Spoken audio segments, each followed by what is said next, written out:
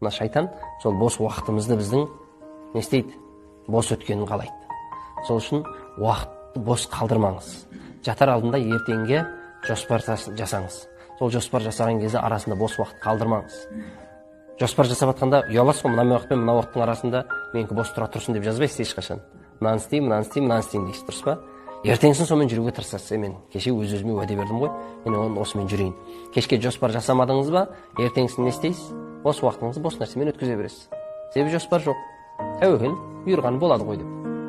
Ал кешкісін сіз жазып атыңызшы, ұяласыз. Әрбір уақытыңызды бос жіберуге.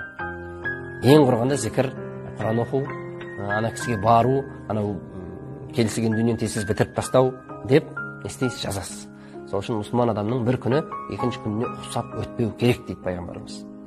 Бір күнің кешегі күнің секілді өтіп жатыр ма, онда сен артқа қарай кетіп жатсың.